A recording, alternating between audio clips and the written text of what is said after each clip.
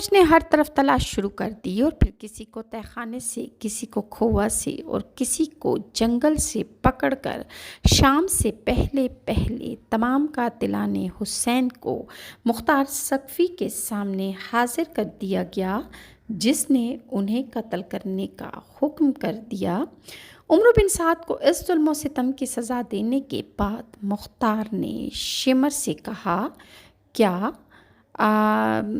تو ہی وہ بدبخت انسان ہے کہ جس نے نواسۂ رسول کی مبارک چھاتی پر چڑھ کر ان کے گلے پر خنجر چلایا تھا؟ اٹھ جا اور پہلے میرے سامنے آ اور وہ ناپاک ہاتھ جوڑ کر جس سے تو نے خنجر اٹھایا تھا میرے سامنے وہ دونوں ہاتھ جوڑ دے۔ شمر رونے لگا اور کہنے لگا، مجھے عمرو بن سعد نے مجبور کیا تھا کہ میں امام حسین کی گردن کاٹ ڈالوں۔ مختار نے اسے ڈانٹ کر کہا، تجھے شرم نہیں آتی؟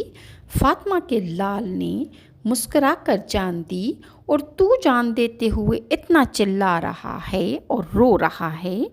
آگے کر وہ ناپاک ہاتھ، میں ان پلیت ہاتھوں کو کاٹ ڈالوں گا جس نے حسین پر نیزہ چلایا۔ شمر نے پھر درخواست کی کہ میں اس وقت بہت پیاسا ہوں اور مجھے بہت پیاس لگ رہی ہے، لہٰذا مجھے 2 گھونٹ پانی پلا دو۔ مختار نے اسے پھر کہا، اے ذلیل کتے، کیا تو نے جگر گوشہ بطول کو خنجر چلانے سے پہلے پانی پلایا تھا جو آج تو مجھ سے پانی مانگ رہا ہے؟ شمر نے آگے ہاتھ کیے، مختار نے تلوار ماری اور شمر کے دونوں ہاتھ زمین پر گر گئے اور اس نے دونوں ہاتھوں کو کاٹ ڈالا۔ پھر مختار نے شمر کے گلے پر خود خنجر چلا کر اس منحوس کا خاتمہ کر ڈالا۔ ہرملہ کی لاش ابھی زمین پر تڑپ ہی رہی تھی کہ کھولی لایا گیا، یعنی شمر کی لاش ابھی زمین پر خاک و خون میں تڑپ رہی تھی کہ اس کے بعد اس کھولی کو لایا گیا۔ کھولی کو دیکھ کر مختار سقفی کا خون جیسے کھول اٹھا ہو۔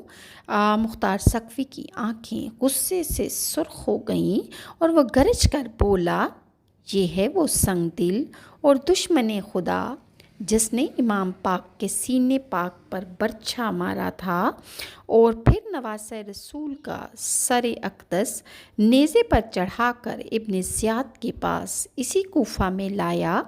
اگرچہ